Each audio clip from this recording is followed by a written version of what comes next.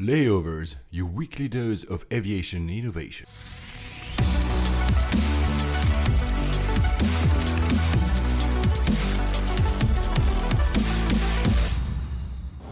Hello ladies and gentlemen, welcome aboard from the flight deck. This is Paul Papadimitriou. Hello everybody, this is Alex Hunter. We'll be your pilots for this show about the news, the startups and the technologies defining the modern air travel experience. Our flight time today, 1 hour and 6 minutes, and we expect an on-time arrival. Coming up on this flight, the experience of flying JAL and ANA. Airbus finally gets new A380 orders. The fantastic Virgin America online booking experience. Smart carry-ons are starting to cause problems in security. IranAir gets a new fleet. The race of the longest commercial flight in the world is on. Boeing's earnings are flying. It's 737 MAX 2. What's the best airline's business seat? As we reach our cruising altitude, I'm going to turn off the fasten seatbelt sign for you. Now, ladies and gentlemen, sit back, relax, and let's turn on those noise-cancelling headphones. Flight 33 to Haneda. Hi, Alex. Tokyo, finally Tokyo. It's taken us 33 episodes to get here. And we did a race. We did. So it was unfair because actually the race was not won in the skies, right? No, it was not. It was Heathrow taxiways. You filmed me taking over you, and I filmed you when I was taking over you. So it was really funny because so you were flying JAL, I was flying ANA. Both exactly the same time in Heathrow, and we saw each other in the window. I mean, we saw each other. I was like, oh, this is Alex playing here. It's interesting, though, isn't it, that they fly, the pushback time is exactly the same and the arrival time is exactly the same. And the only other flight on that route is BA, who leave much earlier in the day. I don't know what it is, but it made for a fun story because we could, like you say, we could see each other. And of course, we arrived at the same time. So we got to navigate the Haneda arrivals in monorail, which we'll talk about a little bit later. But yeah, it was fun. So how was your experience with JAL? Excellent. Absolutely. And I should preface this by saying that they flew us out there for the show. So, but what I am about to tell you is all of my own opinion. It was outstanding. I think they have the biggest economy seat on any international route. That's what they claim anyway. And it was really comfortable. The seat pitch was like nothing I've ever seen in economy. Food was amazing. Service was incredible. Yeah, service in Japanese airlines is always incredible, to be honest. Now that if you've tasted it, you'll see the difference. The whole experience was really, really good. Good IFE. It was a 777-300, so just a great airplane anyway. But yeah, I was super impressed.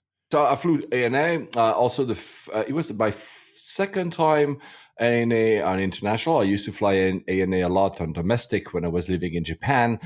Also, very good experience. But I was in premium on one way, so that was really cool. The seat, perfect. Honestly, it's the service. The service is the thing that was really outstanding. You know, it's because it's not too much in your face. It's very reserved, but at the same time, it's always there when you need it. The food was excellent. I chose the Japanese options. Usually on these Japanese airlines, you have the Western option or the Japanese option. I chose the Japanese. Was delicious. Nice. It's also more healthy, I think. So it was really a fantastic flight. Very long flights. It was how long did you take to get there? 11:45, something like that. Yeah, 11 hours 45. Actually, in the show we'll talk about these very long haul flights today. So yeah, it was a fantastic experience. Also, the IFE was good. I've been flying a lot these past 2 months, meaning that on the IFE there was a lot of stuff that I'd already seen. It's funny how, on the layout, so if you look at the layouts, I was flying a 777. On the layout of the business class, they say, all the seats looked as they are on the window. Each of them has a little small table next to the seat. If the table is next to the window, they don't call it, for instance, A, they call it C, your seat. Ah, that's very clever. And that's very honest as well, because although you have a window, there's no one next to you. It's still a C seat. So I found that not all airlines do that. I think Emirates does that as well on the A380. They also say C for a seat that is not next to the window. Although, again, here at the table, I would say something. I know it's first world problem when we're talking about the business class products, because, of course, not everybody can fly those. There was not a lot of storage.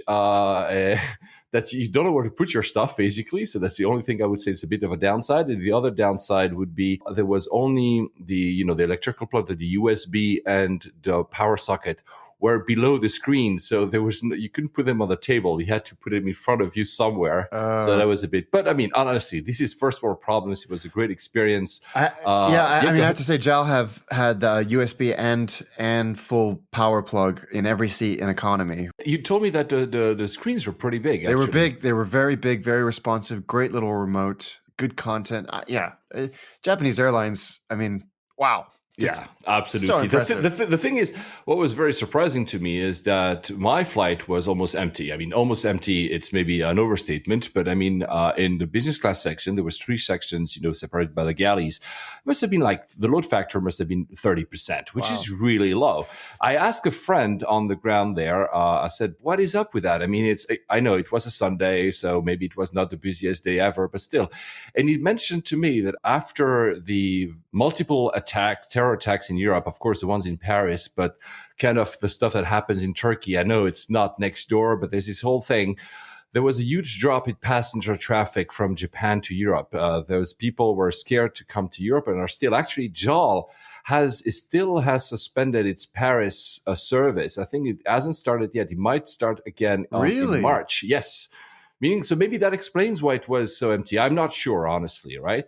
The thing is, the other difference for those who don't know, JAL is the flag carrier. ANA is the second that appeared later after JAL. And probably there's a loyalty of a lot of Japanese corporations to fly JAL and maybe less with ANA. So maybe JAL has better load factors when it comes to business people. I'm not sure about that either. That's interesting. The thing is, and I'll talk about it now because that was my biggest disappointment at this huge trip. And I was supposed to fly the Star Wars plane on the way back. And also, for the first time, I would have flown the 787. But of course, so all the calculations were correct. I had made phone calls to the PR ANA, had friends in Japan made calls because they had gold status or diamond status ANA. When is the Star Wars plane flying to Europe? And I had a few dates.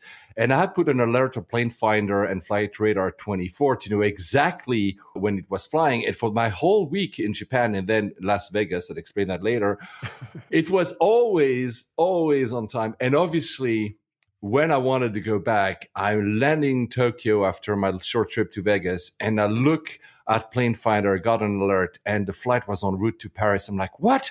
It was supposed to be tomorrow. It was supposed to be my flight. So they changed the schedule. So I just switched back to 777 to London. So that's a disappointment, but well, what can I do? I'll have other chances. I hope so. That's a heartbreaker. It really is. Actually, the lounge. You also went to the lounge at JAL. How are the lounges?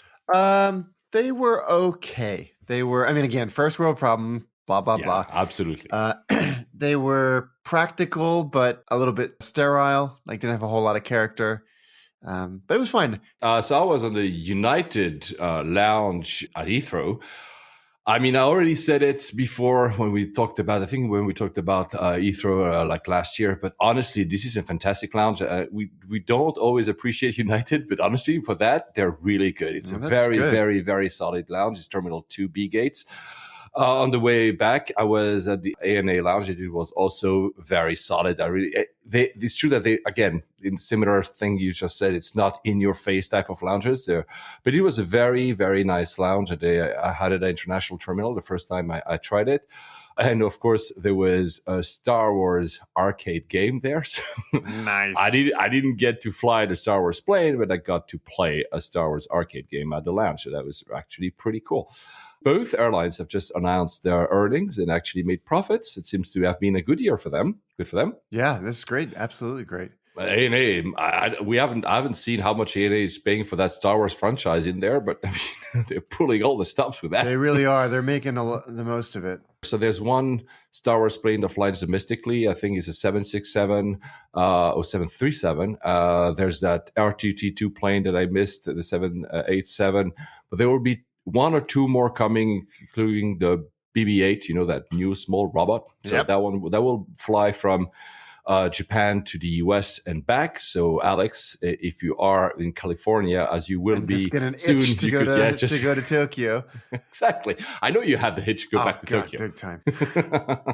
Also, after going to Tokyo with you, I went quickly to Las Vegas for a friend's 40th birthday. That was very quick. It was 30 hours on the ground. It was a last minute decision, doing with miles, completely crazy. That is You know completely crazy. what happens if Vegas stays in Vegas? I'm not going to discuss about that. So I went through, I looked at many options. I wanted to fly Star Alliance, of course, because I have status and I could use my miles.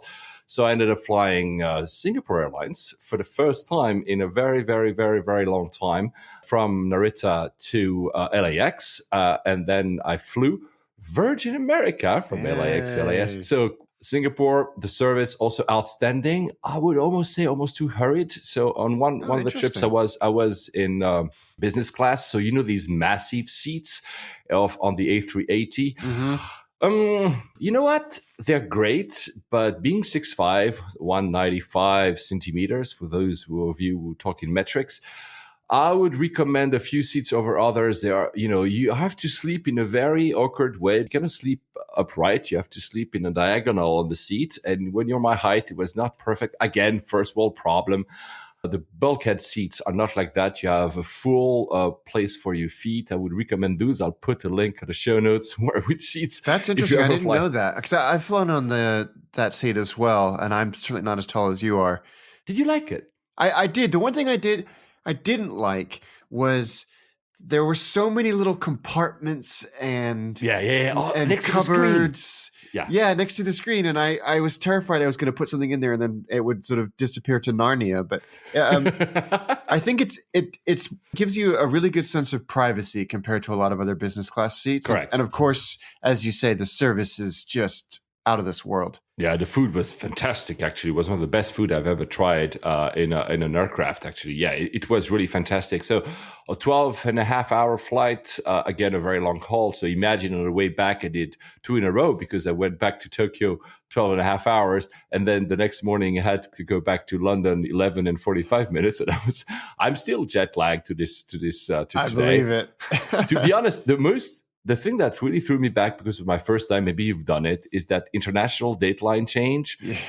You basically fly from Tokyo and you arrive after all these hours before you even took off. It's very strange. It's very disorienting. It really throws you off. It threw me off completely. And of course, you lose a day on the way back since I did it that way. Actually, lucky me, because if I had decided to fly through the East Coast and then to London, there would have been the blizzard in New York. Have you seen the pictures of that massive snow? So actually, I was lucky. I would have been blocked. You were very lucky. And one thing, LAX, I was in the international terminal landing and, of course, departing. Honestly, they're putting a lot of money in there. It's becoming a very, very nice airport. Oh, good. Finally. I'm going to eat my hat. First of all, I've never got into the US. I'm on the ESTA waiver program, so the visa waiver program. I've never entered the US as fast as that day. There were the machines, so there was no human interaction. I think it took me less than 4 minutes to actually get clear to enter the US. That was really fast. Never happened to be even at JFK. Now they also have the machines. So yeah, well, really impressive. And on the way back, so when I was flying back to Narita, the international sections where they have the duty free is really, really nice.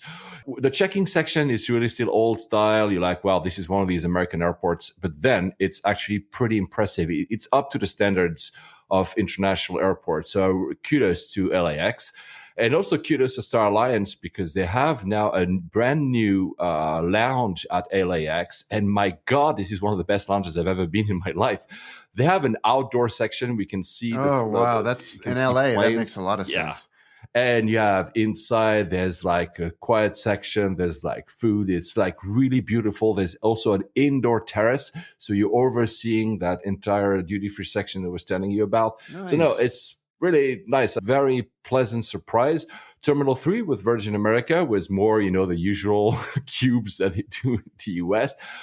But my God, Virgin America, for first time, this is really a nice airline. My God. Wow. Yeah, and you were on it for a very short flight as well. Yeah, it's 45 minutes or something, right? The two things that surprised me: first, the booking. When I booked it, it's the best ever booking experience I ever had in my life. My God, it's just so easy and understandable and fast and well designed. So online booking at Virgin America is a pure pleasure. So kudos to whomever designed that website. I think you know them, right? I don't know them personally, but they're a little boutique web design shop in Brooklyn, in New York. And I agree, they have transformed the way that we book flights. I think they've done a phenomenal job. So go and have a play around with the website. It's just really, really well done. The check-in section was fantastic. There was music. It was really like kind of stuff, a good feel. Although it was nothing, in terms of design, was nothing spectacular. The atmosphere was great. And inside the plane, yeah, that's amazing. The one thing I wanted to ask you is that it was a middle of the day flight. So it was a 3:20 p.m. flight or something. They close all the shades at the windows. Yes. So why is that? Two reasons. And this is me. I don't know if this is official, but so it's to show off the mood lighting, which is beautiful and spectacular and kind of set the tone. And also, when the plane's sitting on the ground in the LA sunshine, it heats up the interior really, really quickly.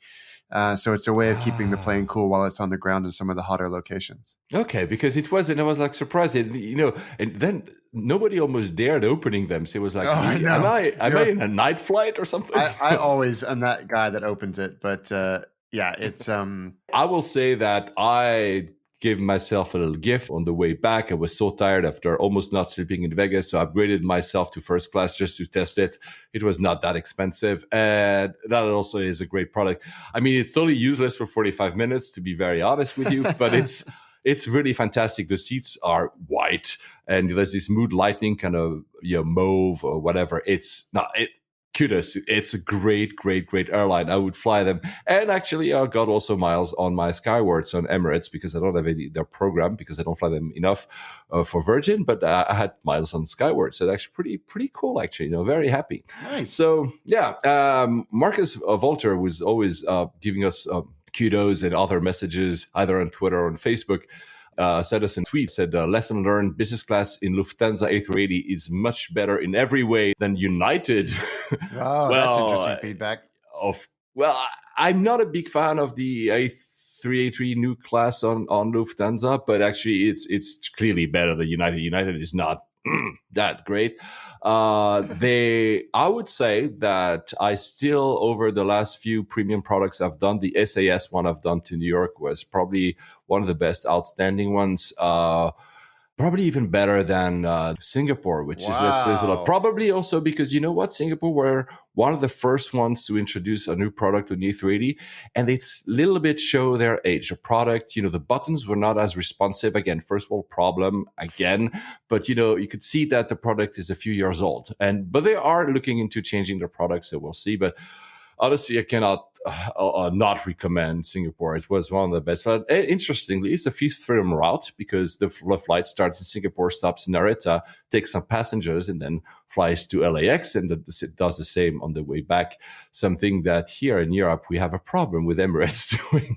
Yeah. So talking about Airbus, will ANA buy A380s or not? And it seems they have. Yes, very exciting. So they've bought only 3, so it's not as if they bought a lot.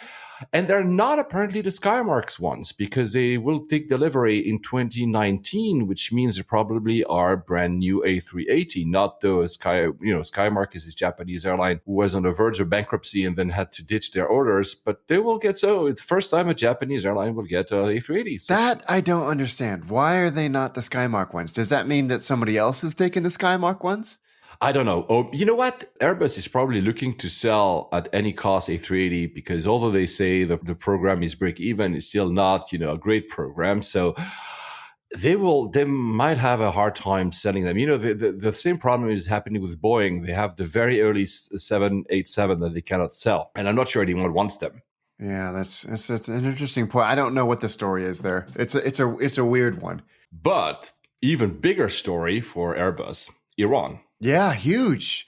118 aircraft order. I think this was an inevitability. As soon as that deal, the nuclear deal was signed and a lot of the sanctions were dropped, then the floodgates were going to open for investment by by overseas companies. And this is a doozy. What did surprise me that it is all Airbus. And I think it smacks of a political deal here, but that, that is what it is. I told you when we exchanged about that, I told you, but probably, although the nuclear deal was made, we know that Congress is still like, should we add some more sanctions? I mean, they're like tiptoeing. Yeah. So probably also it's a safe bet saying, you know what, with Airbus, we're pretty sure to get the aircraft at the end of the day, whereas with Boeing, there's suddenly new sanctions by Congress who might not get them in time. And their fleet is really old. They need to actually They do. They're fleet. Still running SPs and a lot of ancient airplanes, but this is a huge order. 21 A320 CEOs, 24 NEOs or NEOs, 27 A330 CEOs, 18 A3900 NEOs, and 16 A350s, and 12 A380s. That's crazy. That's a hell of a shopping list. 12 A380. That's the biggest order of A380 outside of Emirates. I mean, it's fantastic news for Airbus. They must be really pleased with that. Yeah, it's incredible as well. And I think one of the other things to remember is that IranAir, not the only Iranian airline. There's several others. So correct. With the sanctions being lifted, you may see a lot more orders coming. In fact, I'm sure that you will see a lot more orders coming through. And it also shows some kind of, because buying 12 A380s and all these orders shows probably some ambitions as well, not only to replace their fleet, but probably also to look into, making us a destination, probably maybe even on one day down the line doing an Emirates type of thing, saying, they have a very similar situation geographically wise, absolutely. And they I read somewhere recently that they're already exploring putting flights back to the US, which would be quite the sight. Yes, of course. It would be great. And I'm very excited to finally check out Iran. There are now new also regulations for visas. So it's much easier to get there without visas. So it's something that I will look into going at some point. Not to test the airline, but just to go to see to it. But I mean, it's great news for Airbus. We said that Airbus had done the earnings, so they must be very pleased with that. But at the same time, the 350 has some hiccups, and there are some delays because of the seats.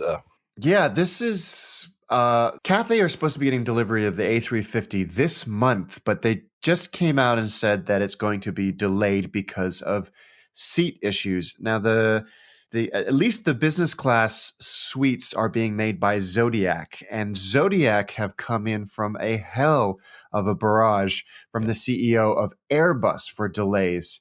And he did not pull any punches because they have apparently been the cause of some A330 Neo production delays. And so Airbus have deselected Zodiac as their cabin interiors manufacturer. So they basically lost that contract, at least in the interim, because of these delays.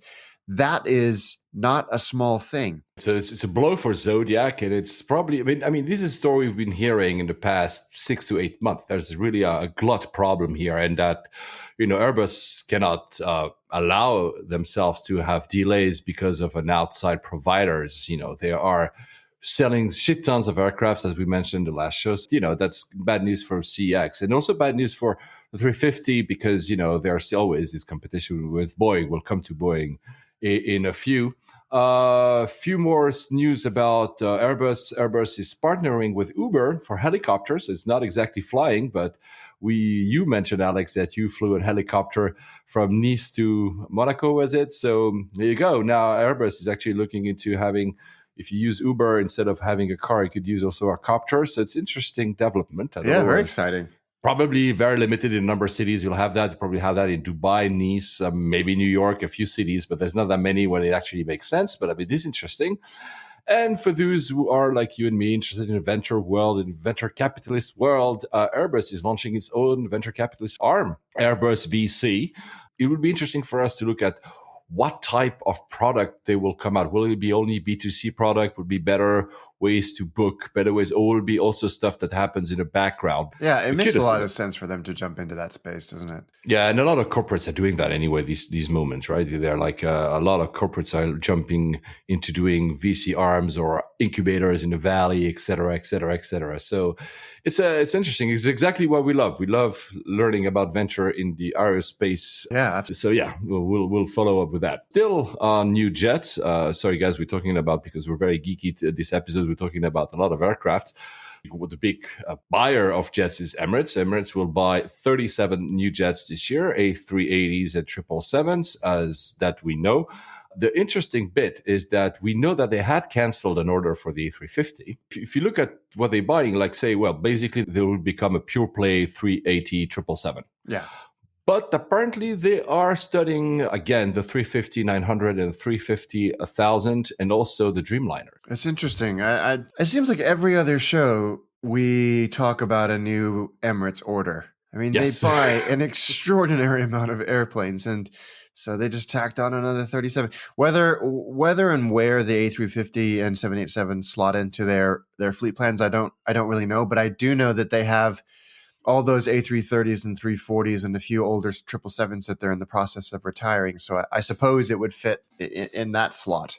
And still talking about Airbus, A330-200. So Portugal, TAP Portugal, we had that story that you found that Azul and TAP Portugal were partnering, but that goes even beyond partnering now. It seems like it's almost the same airline. Yeah, we kind of figured that this would happen, that the consolidation would happen very, very quickly between these two carriers. And it's just been announced that TAP is going to have basically identical interiors across all their cabins for their long haul fleets as Azul, which again makes a lot of sense. They can use a little bit more of the buying power when they're working with Zodiac, because these do look like Zodiac seats. So they're going to have to wait a while for these seats. But yeah, I mean, it makes total sense. That's one of the many reasons why you do a consolidation like this. But they look great. The DesignAir, our friends over at the DesignAir have done a really good job of this, but they look like great seats. Talking about seats, I forgot to mention the interesting bit about ANA is that their seat is not from one of the main providers that we keep talking about. It's a Japanese, their own design, a bit like Turkish Really? did their own design. Yeah, apparently it's their own design. I was trying to look them up. Great seat. I mean, if you go into the nifty gritty details, you could say it's not the best for a few reasons, but it's a very nice seat. Japanese airlines have this history of always trying to get Japanese providers for their own products. So I don't know about JAL, but I mean, it's interesting that they've gone this way. I even think Clever. It belongs to ANA. It's an ANA design. So they could license it, just like Virgin Atlantic were the ones that came up with that kind of herringbone design that I think Air New Zealand and a few others licensed. Air Canada. The funny bit is the table, where the tray table in a business seat is actually located under the screen in front of you. So when you are, for instance, still on takeoff, I mean, you're not supposed to put your tray table out, obviously, but if you unclick it, basically the table comes to you because it's actually sliding. Cool. I took a video of that. I should put it up on the show notes if I have the time to, because of course I film everything in the. Oh, the other thing we mentioned, was it hot in the plane at JAL? No, the temperature was good. Yeah, because ANA was crazy hot. And there's this thing.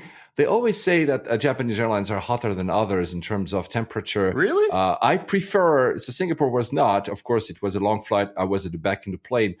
But I prefer having to add a layer rather than suffering. Plus now in these longer flights, you don't have the little air thing, when you can actually. No, I know that. I don't like that. Yeah, so it was it was too hot. ANA, please reduce a little bit of temperature. And it's winter, et cetera, but I was really too hot in the plane. So going to Boeing, the other big one. So finally, 737 MAX has had his maiden flight. Yes, and it all went swimmingly, which is great news. You always want these things to go well. So this is Boeing's competitor to the A320neo, and it had its first flight just last week. It doesn't look too much different than a normal 737. It's got the raked engine cowling, the kind of shark teeth engine cowling on the back, which looks fantastic. And of course, the scimitar winglets. If you get a chance, go and look at the interior photos of that flight, because it's where the seats would be in a normal passenger cabin. It's just loaded with workstations and testing screens equipment. And, yeah, it's very, very cool. So Southwest Airlines is the launch customer for these guys, and they will get, I think, third or fourth quarter of 2017, all being well. So long testing cycle, but great to see it finally in the air. And great news for us because, again, we love you, Airbus, but I want to see something else in an A320. Yeah. So I hope a lot of European airlines also buy the 737 MAX just to experience something I don't different. know. I mean, obviously, I think RyanAir are going to have a load of them, but I don't know if anybody else is outside of the US has bought them yet. I'm sure they have. It'll be a very successful airplane. So Boeing announced its results. Well, they were okay, but immediately after they announced their results, the stock stumbled a little bit. Apparently it was not as great as Airbus. I mean, basically because they said that they will probably produce slightly less aircraft this year than in 2015. Yeah, and I mean, the stock performance is bizarre. It's like Apple. It's like record-setting profits and margins and sales. Oh, well, we're still going to... Not good enough. Yeah. Not good enough. One of the things, so I mean, it's very, very interesting to read through these results, and liamnews.com always do such a good job of analyzing them and breaking out the key details. Two things that really jumped out at me. The first is the 787 program is already profitable. Wow. Last quarter of last year, it is now cash positive, which is amazing. It tells you a lot. It's amazing, yeah. And that 787-9 deliveries will greatly exceed 787-8 deliveries. So that model, the 9 series, seems to have really hit a sweet spot with operators. I think the investors, again, the stock market is always, kind of have its own life sometimes.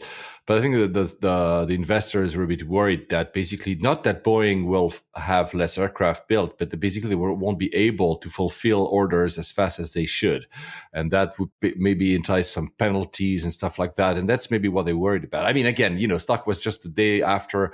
It will recover. And we're not financial analysts here, but it seems, though, that if you look at the press after Airbus and the press after Boeing, the news after Airbus was slightly more upbeat than Boeing. Yeah. It doesn't say much. And I don't understand, because one of the things they announced was that they were increasing 737 production to 57 a month. Well, that's a lot, right? That's incredible. And somehow that was interpreted as a negative. Yeah. I just don't get it. But quickly going back to the MAX, 1,700 orders already they've had for that airplane. Wow. We won't see too many. I mean, Norwegian Airlines have, or Norwegian Air Shuttle as their regional subsidiary is called, have ordered 100. Of course, RyanAir have ordered 100 as well. So we'll see a few of them in Europe, but not too many. Yeah, well, that's the rule of the game. I mean, fewer Airbus in the US, though, again, Virgin America, A320. Yes. I was like, yeah, I mean, so I'm not going to complain about that one because it's a great, probably one of my favorite flights I took in 2015. So kudos to Virgin America. Nice. I know I repeat myself, but that was, it's really, really nice. We said that Boeing was supposed to build the Air Force One new aircraft with a 747 frame. Actually, it's been confirmed because now they've actually even got cash for it. So basically, at least there are new 747-8s being built, even the Air Force One, and I doubt that either Alex or myself would be able to fly one of those. Though you never know, right? Yeah, you never know. Stranger things have happened. Exactly. So let's hope that one day we do that. Swiss just took delivery of its first 777-300ER. This was announced that they will get them, I think it was July last year. Why I mentioned that, of course, first of all, I'm Swiss, and then I fly Swiss a lot. Their new product seems really fantastic. I said at the top of the show that SAS were probably one of the best products I ever flown on Star Alliance. Singapore was just below. Probably the new product of Swiss, the premium product, might be the one that will change that ranking. So they are launching very few routes at the beginning. Since I might have to go to Hong Kong in April and that Swiss might launch Zurich to Hong Kong in April, I will try to fly them. I hope so, and I will obviously report. But it looks great, and we will invite, like we said last time, and since we've been traveling, we didn't have time to organize the guests. We'll invite Johnny from the designer to talk about all these products, interiors and stuff, because he tries everything and he knows better than us. Absolutely. You mentioned it was your favorite video when we talked about it a few episodes ago, that your son loved it. Yes, he does. It's a video of Swiss, an A321 flying with a Patrouille Suisse, which is the jet demonstrations of Switzerland, along a ski race. That video is already up online, but now on the Swiss Facebook page, they've actually done the same 360 video. So if you like 360 videos, and if you like aircrafts and great videos, you should look at it. We'll put the link in the Show notes. The other thing that they've announced is that they will have internet in all classes. That's something that's becoming fast, something that people expect. Did you have Wi-Fi on JAL? We did. It wasn't free, but it was very affordable for the whole flight. I think it was like $18 for a 12-hour flight. So that's very reasonable. And you know what? It was through T-Mobile. And one of the things that was super interesting to me was that it got your location spot on, no matter where you were. Ordinarily, when you use a location, there's no location. There's no location. It's like you're either where you started or where the service is based. And the only reason why I figured this out was I took a bunch of pictures, and then scrolling through the pictures, it showed the location, and the location was absolutely spot on. So it was really neat to kind of play with, and then you can do Google Maps and see yourself flying across the earth. So I didn't have any Wi-Fi ANA on the way to Tokyo. On the way back, there was. It was not as cheap as yours. It was so limited that I ended up not doing, because I think I'm going to do 5 emails and it's going to be full. Plus, it was a bit slow, obviously. I just wanted to put a picture of the takeoff. So it was just after the takeoff. Singapore Airlines also on both ways from Narita to LAX had Wi-Fi. It was interesting because I wanted to see, okay, we're right in the middle of nowhere above the Pacific. Will it work? And actually it did. It was kind of slow, but actually worked.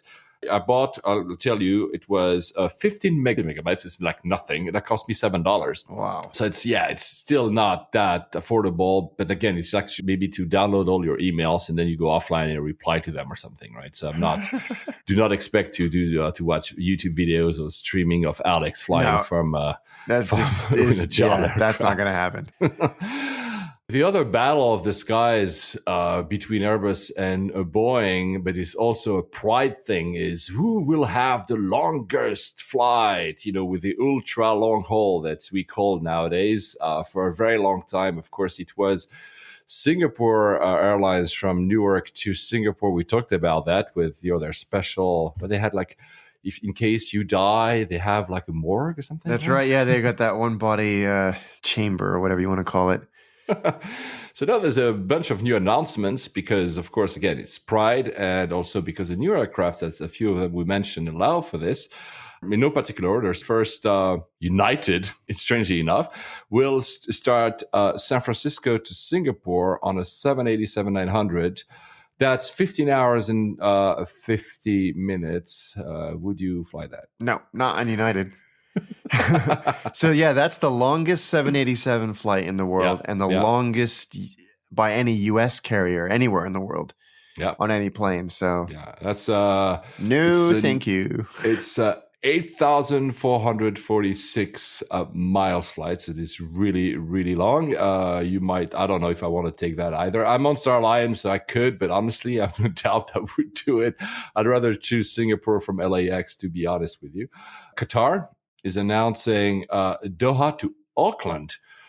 That's 9,034 miles. That goes for 18 hours. Oh, God. What is the routing for that? How does that even happen?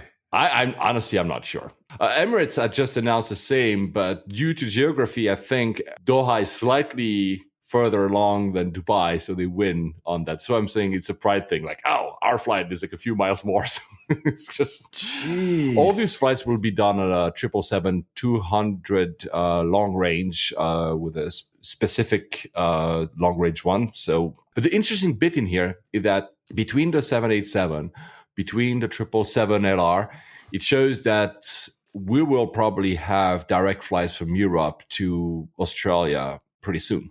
It's possible. Actually, Tim Clark had mentioned, I think it was last year, that he wanted to do Sydney to Rome. That's 20 hours. Alex is not. No, that's just a long time to be on an airplane. Yeah, it is. It absolutely is. Very quickly, the roundup.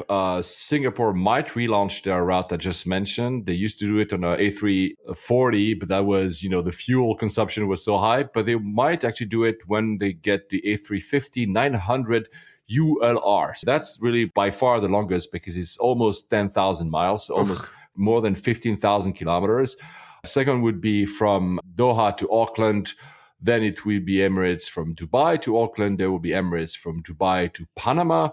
that Air India from Bangalore to San Francisco, if it goes through, and then Qantas, which is the current longest one, Qantas from Dallas to Sydney, that's almost 17 hours. Most of them, and that's interesting, most of them done on 777-200 or A380s. So like the 787 from United will be interesting, will be a new player in the game. But we'll see more and more of these flights. It is interesting that Tim Clark is mentioning Sydney to Rome because that would bypass Dubai as a hub. Yeah, so, they are really looking into expanding way more than just bringing people to Dubai. Fees, that's also something we absolutely love, paying fees, especially now that the oil price is so low. The barrels hit almost like $30, which is really, really low. But the fees, are they leveling out or not? Yeah, they are leveling out. There's a great Quartz article about this. And, year on year, they've gone up since basically 2006. My theory on this is because they've run out of things to charge us for, So, of course, they're leveling out. But also they've got, because of, as you said, oil has come down so low that they can squeeze the profit margins elsewhere. They're not really changing the price of the ticket because of not. their own thing, right? They're absolutely not. Yeah, There's been no significant change in. We haven't had a full year's worth of data, of course, since oil really tanked. But yeah, plus companies hedge their bets, so they buy futures of oil, so to kind of block the price for a long time. So they have to got out of these contracts before they got out of the current contract that they probably are negotiating already. So, but I still doubt that they will actually lower the price for us. No, I really don't think they will either. But this is a good analysis. Excuse. It's worth reading. Oh, I just forgot. I just wanted to mention the ultra long haul, that miles are probably the best factor, either in kilometers or miles, to actually understand how long is a flight. Though the actual routes might change, it's never the one that is actually predicted. But what is not predictable is the time, because you have flights that look smaller but take longer because of the direction of the planes. Yes, and the winds and all and that. the winds, etc., and how the climate. So if they go from north to south and east-west, it's very different. So the ranking I gave were the rankings of the distance and not the rankings of the time in a plane. Though I'll try one of these days. I want to try, but of course, if I do that, I'll spend all my miles to be in business. There's no way I do a 20-hour flight in economy, for crying out loud. Yeah. So you and me are big fans of smart luggage, not? And actually, well, there was this story, maybe you want to run with it, that we were suspecting. We were talking that, if you had one of these smart luggages that has batteries and whatever gizmo in it, will have problems in an emerging country airport. What happened? This lady who was heading to CES in Vegas had a smart, I just don't even like saying the word, smart luggage, smartphone controlled carry-on luggage from Bluesmart. And she was going through security, and the TSA had obviously seen something on the X-ray and were like, we need to look at this. So they took her through to the side and did the swabbing, the explosive swab thing. And then they started asking her where you're going and pulling her all the stuff out. And then they opened up this Velcro panel on the side of this smart suitcase, and there were just exposed wires. Yeah. And they're like, what the hell is this? Where does this go to? And of course, if you're a TSA agent, your mind's thinking exposed wires that are badly hidden in a suitcase. With a battery next to it with that a battery you cannot remove. Exactly. Because they asked her, can you remove the battery? She said, nope. Yeah. And this is exactly what we said was going to happen. This is just, these things do not and will not work. And of course, the Bluesmart response was, oh yeah, exposed wirings were a bad idea. We should hide the wires completely. It's like, you dummy, they're still going to show up on an X-ray. Yeah. And then absolutely. You're really going to have problems because it looks like you've concealed wires in a bag and you can't take them out and you don't know why they're there. And we really expected that. So I have a friend that is currently using that Bluesmart around the world, and he's flying like Alex and me in various emerging countries as well. And I was telling him, tell me as soon as you have a problem in, I don't know, India or, but I was not expecting that it would happen in North America, but it did. And it's exactly what we said. There's no way out. There's a battery there, crying out. Yeah, it's just not a good idea. Yeah, I don't think that will change. I mean, we'll see if that whole craze about craze, at least in this small geek world of startups, whatever. If that craze dies out or I not, hope so. that's, yeah. There was an article in The Economist that was pretty spot on about that. I'll put the link in the show notes, where basically said that, very few will succeed out of all these new craze. And he said the best idea that was made in the past 15 years was this carry-on for kids when they can actually sit on it and has small wheels. My son had one of those and loved it. Because that's a perfect idea. The other kids will not probably want to have a big luggage, but at the same time, when you have kids, you want to say, hey, you can sit and have fun with it. It's a brilliant, simple idea. It doesn't need to have a lot of gizmos to be, but still, maybe one of those guys will make it big with smart carry-on and will eat our hat. But I think it's still a far way to go. Talking about apps, not to control a carry-on, but so I've continued using all these apps, TripIt, WorldMate, Kayak, Tripcase, etc. on my little adventure. And I just wanted to update you. So I arrived in LAX with Singapore and I had to fly with Virgin America. Since I didn't know LAX well, I planned for like 5-hour layover. And since it took me nothing to come into the US, I said, okay, I went to Virgin. I said, can I have an earlier flight? Took an earlier flight. And then I said, okay, I'm going to try to change this to put that on these various apps. TripIt, very easy. All the others, almost impossible. So on Tripcase, you have to delete a flight and re-add a flight. On WorldMate, you cannot simply change a flight at all. Interestingly, on Google, since Google actually simply takes the emails that you have in your inbox. Since I didn't get an email for the change, it wouldn't have actually reflect my new flight. So these are still little shortcomings that they should think about. So still TripIt, probably, again, maybe not the best design, but it works the best out of all of this. Also, interestingly, on TripIt Pro, I got, for the first time, alerts that I could get a better deal. So I flew Virgin and suddenly told me, oh, Paul, you know what? The price of that flight has gone low. You could actually change your flight and actually get a discount, and I would actually pay off your TripIt Pro annually. So that's pretty smart that they track this. So first time, maybe it's only for the US. I don't know, because I never had it elsewhere, but it's interesting to have it. TripIt and LoungeBuddy are finally integrated. So now within TripIt, you can actually use LoungeBuddy and find access to lounges. We're still not sure about LoungeBuddy, about the pricing, but it shows that TripIt is still iterating. Yeah. So they're still doing stuff. So to be honest, although I love the others, especially Tripcase, I have a very soft spot for them. They're not up to TripIt completely yet. But they should. I hope that TripIt gets a run for its money pretty soon. The other big craze is all these concierge apps, and there's a new one called Hyper. I didn't try it. Did you? I haven't tried it, but looking at it, it looks like a nice blend of human and algorithm. Exactly. So you want to run with it? Yeah, so I'm not actually sure who makes it or where it came out of, but it's not fully automated like Siri or anything that's purely algorithm based, and it's not like what is it called, Operator, that came out of the guys that funded Uber Expa. But it's this kind of blend. It's a text-based kind of smart travel assistant. So you can say, I need a flight that gets me to, Geneva for a meeting at 11 a.m., but gets me back in time to put the kids to bed. And it can be as sort of natural language as that. And they will go and find all the flights for you that make sense. And they use travel experts to kind of hone the response of the algorithm so that you get something that is absolutely spot on. And again, I haven't used it, but it looks like it could be pretty slick, and it's been getting good reviews. And they say that they would be, like you just said, that they would have the ability to manage very complex routings, which is stuff that you and me do sometimes. So I might try them to see, like, your trip that you're doing in April, you could say, oh, I want to fly from there to there to Shanghai, and a side trip there, and let's see what they come up with. So, I could absolutely find me the cheapest one world business class flight to Singapore, back from Shanghai, leaving from these 5 cities, and then watch it go, I'm sorry, we were unable to process your request.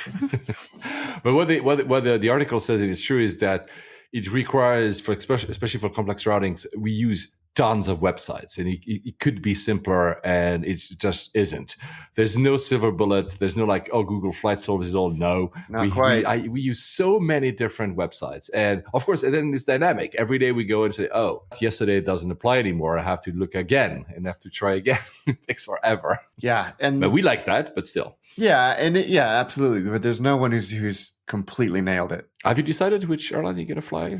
No, no, but I've been using Google Flights saved flights options to keep an eye on the price because the one flight I did want to pull the trigger on has jumped £900. So Oh, God. I'm trying to see what happens there. But here's an interesting thing: it's a shortcoming in almost every single OTA and flight search tool is that you can't search mixed cabin flights. So Yes. let's say I want to fly out in business and return premium economy. You can't do that. The only one that will let you do that is ITA Matrix. I think there's another one. Was it Momondo? I'll check. But yeah, it's true that it's overly complicated sometimes. Yes. The other thing I dislike, for instance, is that you specify what are the times you want to fly out and what are the flight you land.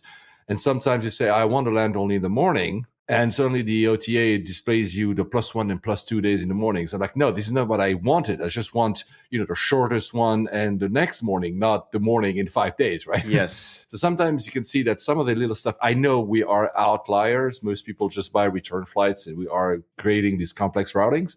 But none of the websites we've been using has totally solved it. So yeah, I think there's room there because I think a lot of business travelers would have complicated routings as well, and almost always the answer from people is you have to call the airline. Yeah. So the airlines can do it through their own reservation systems. We just can't do it through OTAs. Yeah, and the airline will also push their own alliance, and maybe you want to mix stuff and you cannot really mix them. So yeah, there's room. I agree.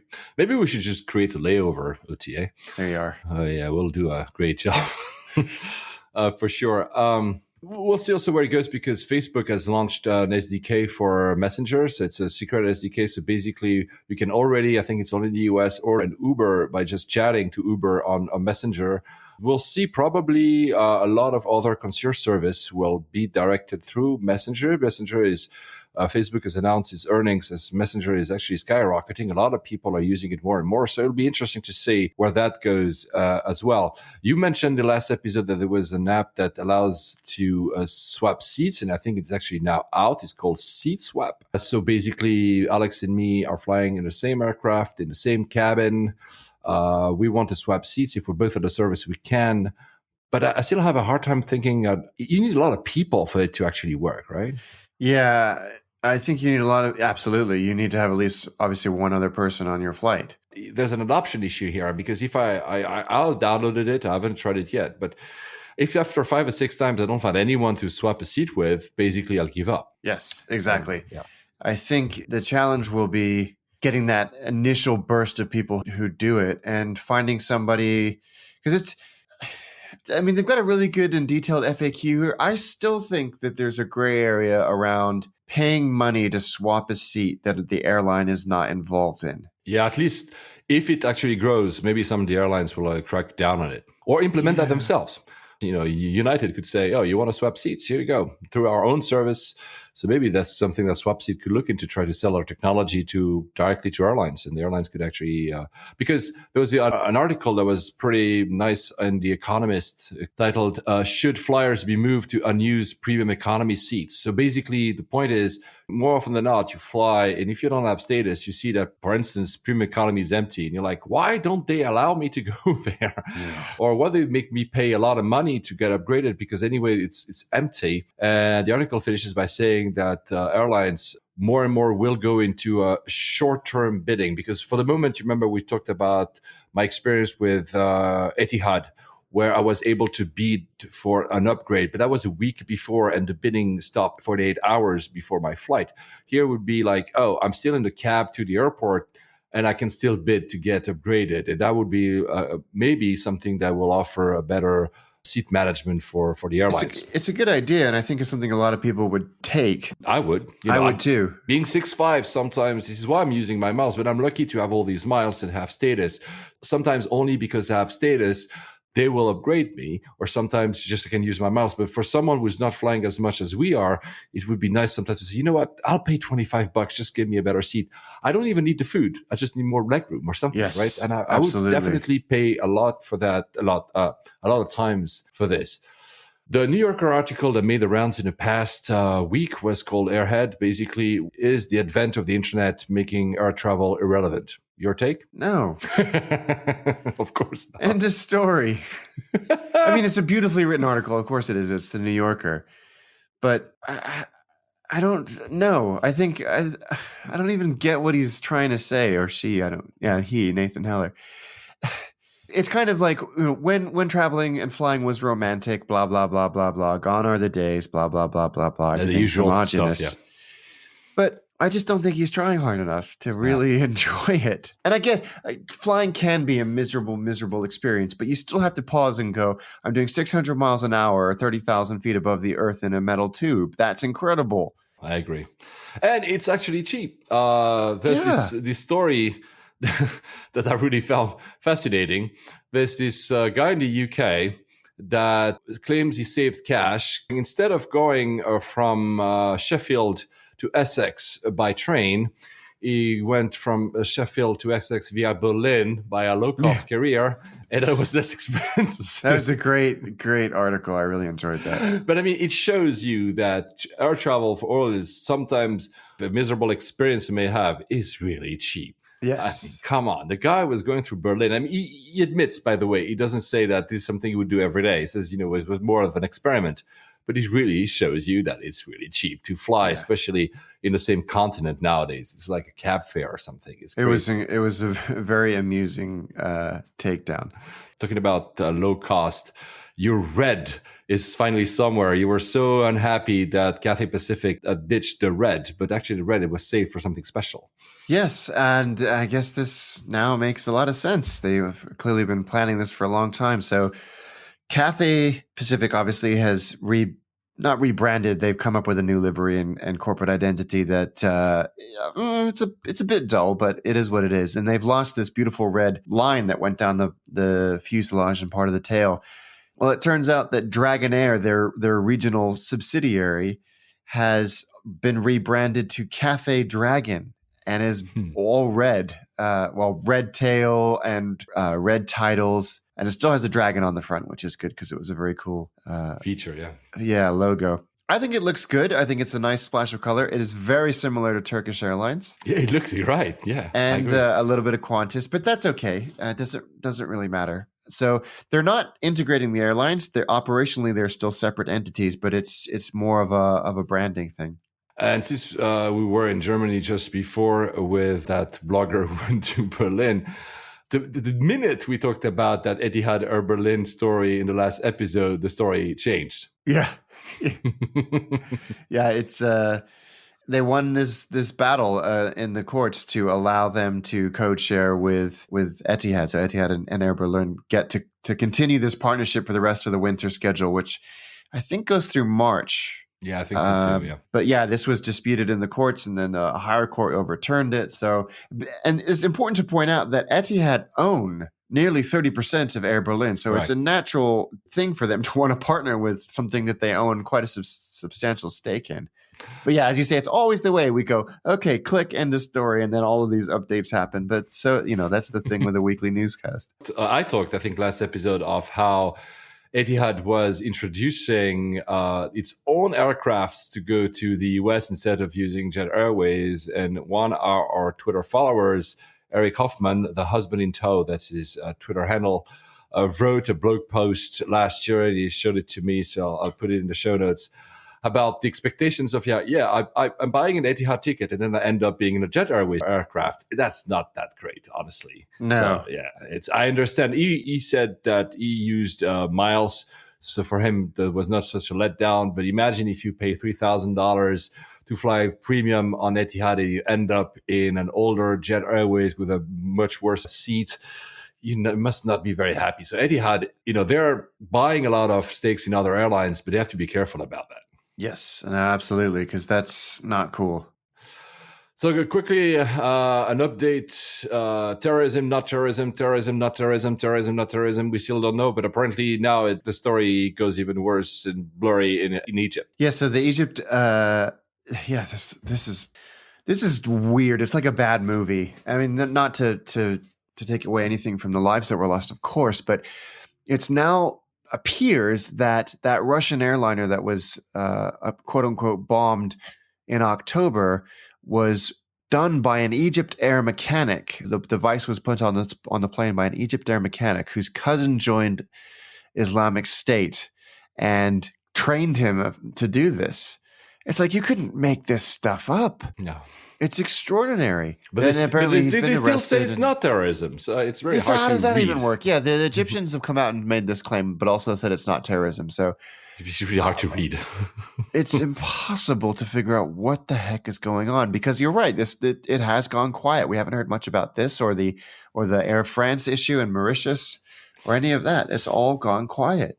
Talking about the opposite of quiet, there was a sonic boom the other day. What was that about? Yes, in New Jersey, a sonic boom picked up incredibly by the United States Geological Service. They're the ones who monitor for earthquakes, and their equipment picked up this sonic boom in New Jersey. And the U.S. government has said, yes, we were responsible for it, and have said very little about it other than that. So there was I don't know if it was a scramble to intercept something that perhaps, some wayward 172 pilot who got lost. Because that happens more often than you think, but quite alarming, I would have thought. Alternative theories too. First, there was a fist fight between crew members on a Delta flight, so that might be that. They were so loud that they created a sonic boom. But honestly, come on, crews actually getting to a fist fight. Oh, that's real? That really happened? Yeah, it should have. Yeah, it should have been. Usually it's like a passenger who does some brawl or whatever, and she has to be controlled. But in that case, actually, the two Delta flight attendant went to a fist fight. It's crazy. And the other theory is that they're already testing that crazy plane that I don't think will ever happen. That would take you, I think, from London to San Francisco in 11 minutes or something. What? Oh, yeah. No. I know. I love how you react to that because, so just for people who read that kind of stories, that might never happen. It was New York to London in 11 minutes. You know what? If that happens, it would be wonderful. I just don't see it happening. And a final story, if you want to be quiet and not have fistfights, bring a turkey in a plane. Apparently, it does happen. I found that on Reddit. You're allowed to bring a therapy pet in the plane, and that person had a turkey. And there's a picture on Reddit. I don't know what to say about that. I thought I've seen it all, but no. Yeah, turkeys can be quite aggressive animals, from what I understand. I don't know. Thanksgiving. Well, to figure that's the only thing I know about turkeys. So, Haneda, how was your experience at Haneda? Yeah, good. Very efficient. It was older than I thought it would be. I don't know why I expected some kind of futuristic space age airport, but it is cool because you do have that runway that was built out onto the sea and everything. And of course, getting in is we were so lucky to have you kind of Sherpa us through the whole process to get into the center of Tokyo. By far the best way is that wonderful monorail, which you're kind of zipping through. Our friend Joseph Tame said that it was very much like Blade Runner. You're kind of at night, you're zipping through all of the buildings, but very, very cool. I liked my time there. It's a very big airport, but for international passengers, it's actually not. It's the first time I went into that new, because believe it or not, it's actually pretty new, international terminal. It only caters for maybe 10 million passengers out of 75 million. So imagine Haneda is actually one of the biggest airports in the world, but almost everything is domestic. The absolute opposite of Narita, which we'll cover one day. This terminal was built or rebuilt, I think, in 2010. It's pretty small, so it's actually pretty easy. I didn't have a lot of time to wait on immigration, did you? No, not at all. It was pretty okay. The same thing on the way out. It was also pretty easy, straightforward. I mentioned that the ANA lounge was pretty great as well. So no, it's a nifty small terminal. It connects through our bus shuttle to the two terminals, Terminal 1 and Terminal 2. One is for ANA, the other is for JAL and other airlines, obviously. These are far bigger. They fly you everywhere in Japan. We kept mentioning all throughout the episodes of this show these very busy routes that are domestic routes in Japan. They all fly from Haneda.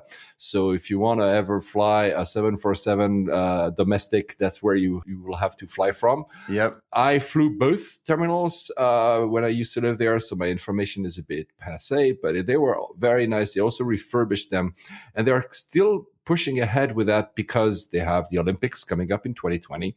The only thing I would say, be careful if you don't fly JAL or ANA, internationally I'm talking about, although they both land at the international terminal as well.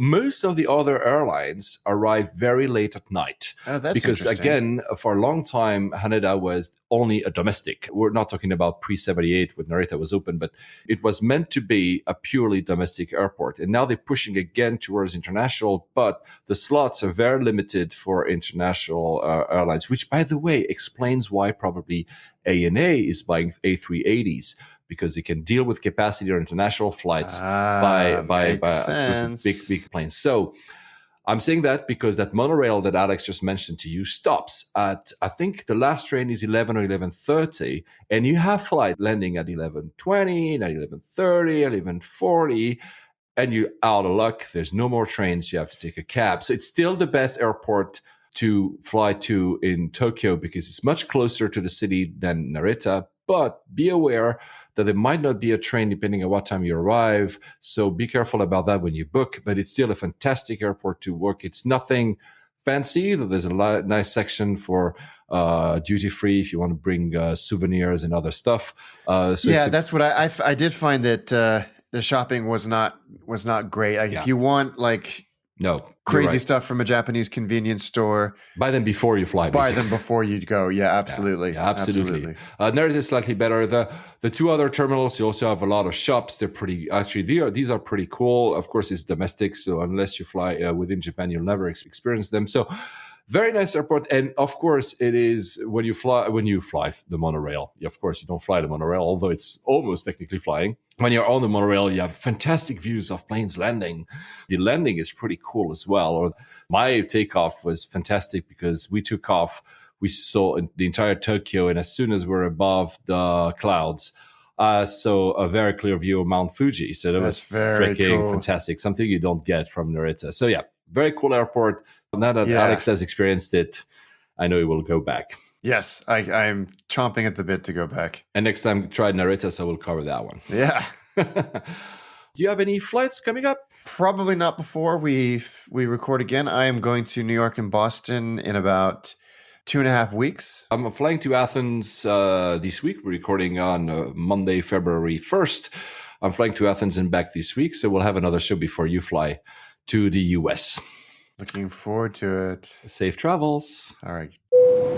On behalf of Layovers and the entire crew, we would like to thank you for joining us on this podcast today. And we're looking forward to seeing you on board again next week. Flight attendants, please prepare for landing.